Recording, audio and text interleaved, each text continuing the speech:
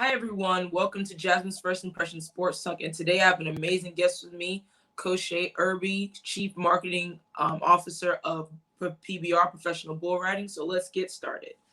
Welcome to Jasmine Pollock's First Impression Sports Talk, the fastest growing sports talk show in the country. And now, here's your host, Jasmine Pollock.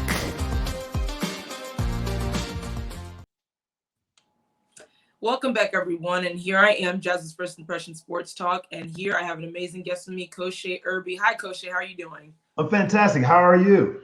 I'm doing well. It's amazing for you to be here. I have so many questions for you. I'm really excited for this conversation. Well, me too. Yeah, just to get started, PBR, Professional Bull Riding. How did that start for you? Where did that idea come from? How did you get there? Well, it was a windy road, but one of the things that I take pride in is trying to do take the road less traveled. And so if you look at my career, I started out in college athletics, left college athletics to go to professional touring with WWE, left WWE to go start a professional football league, left that football league to now go and work with cowboys who strap themselves to 2,000-pound bulls and try to hold on for 8 seconds. And it basically came about, had a chance to meet the CEO, Sean Gleason. We were talking about what they can do to expand their business internationally, and we hit it off. And today I'm now CMO. Wow, that's amazing.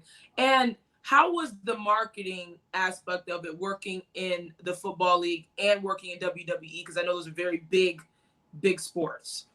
The marketing aspect is kind of the same but different. And what I mean by that is, when it comes to marketing, I don't care if you're marketing a YMCA summer league, if you're marketing a church league, if you're marketing kickball, dodgeball, cell phones, it's all the same thing, trying to get the right message to the right people through the right mediums. What changes in that, or the art of that, is the product, the people, and those mediums you use are kind of going to be manipulated, but it's just like riding a bike. I'm selling wrestling matches in one way, I'm selling football games another way, and now I'm selling bull riding events. It's all the same cadence, all the same protocols, all the same muscle memory. It's just, in a different environment. So, if you can market, you can market. Gotcha, for sure. And you mentioned riding a bull for 8 seconds. Now, have you ridden a bull before? I learned very quickly that I am a better talker than a bull rider any day of the week, and I'm going to stick by that principle. And how do you guys recruit those guys to bull ride? Like, how does that happen? Well, it's actually a tougher process than you would think, right? When it comes to some of the stick and ball sports, baseball, soccer, football, track and field, wrestling, it's easy to gravitate into that because you usually have a high school program, an AAU program that kind of feeds and teaches those guys how to do it. There's not a lot of bull riding in high school, and it's one of those things that you either grow up on a farm, you grow up around other bull riders before you kind of get the courage to strap yourself to this animal and hold on. So our process is quite simple. We go where bull riders congregate and try to find them. But one of the things that we are learning is, you got guys in this business making $6-7 million, and you're starting to hear a lot of other people talk about that. And we're getting a lot of athletes that are finding us on YouTube. Prime example is a guy named Ezekiel Mitchell, great bull rider. Just started watching bull riding on YouTube, learned the techniques, found the proper coaching, and is now one of our premier riders in the nation, actually in the world, for that matter. So he's ranked in the top 35 in the world, but pretty much got to start in Houston watching YouTube videos. And that's really cool. And we'll be right back here on Jasmine's First Impression Sports Talk. And that is Kosha, Irby, Chief Marketing Officer of Professional Bull Riding. We'll be right back. Water. It's everywhere. We drink it, we bathe with it, we cook with it. Coffee's made with water. Toilets won't flush without it. It's used for washing clothes, dishes, utensils, pots, pans, floors, and our teeth. Plants and crops need water, animals drink it, and fish need it too. And don't forget, we can have a lot of fun in the water. Water. What will we do without it?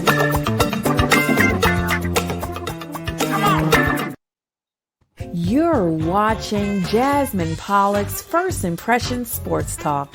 Stay in touch with Jasmine on her social media channels to see videos, featured guest interviews, and much more. Find Jasmine on LinkedIn by searching Jasmine Pollock. On Instagram, it's at GameSpace_sports.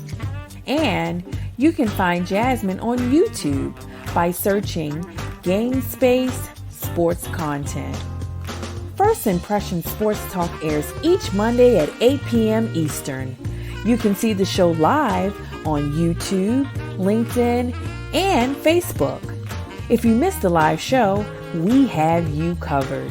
A recorded version is always available on social media. And now, back to more First Impression Sports Talk.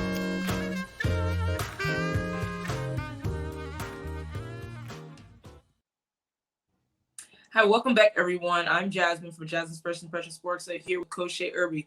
And Kosha, I want to go back to what you said about there's not enough professional bull riding in high school. Now, are you guys trying to expand to high school? I know there's a lot of, safety regulations with that, but are you guys trying to expand to high school? Absolutely. There is an association that already does this, the National High School Rodeo Association, and they have installations across the United States in various high school federations and whatnot. So the recruitment process is already there. But the gap that you kind of see sometimes is that gap, and there's collegiate programs out there as well. You look at the UNLV Rodeo Club. There's plenty peppered throughout Canada as well as throughout some of our western and southern states. So there is programming there. However, when you're trying to find the top 35 bull riders in the world, you gotta figure out a way to develop those skills a lot earlier, sound technique, sound fundamentals, and so that when they do strap themselves to one of the best bucking bulls in the world, they're prepared physically for that. And it starts well before high school. You got some kids that are in the juniors, which there are plenty of leagues out there. There are plenty of camps and teachers that are trying to do that, but like most sports, we want to make sure that they get the proper technique, proper coaching, proper fundamentals, so that one, they can protect themselves, and two, they can have some longevity in the sport. And I agree with that. I think it's really interesting that that's because where I am in Florida, never we only see it on the internet. You only see professional bull riding on the internet, but it's not as big here in my area. And I would love to see that. It'll be very interesting, even though I'm terrified of that. So for sure, I'm like, no, I can't deal with that.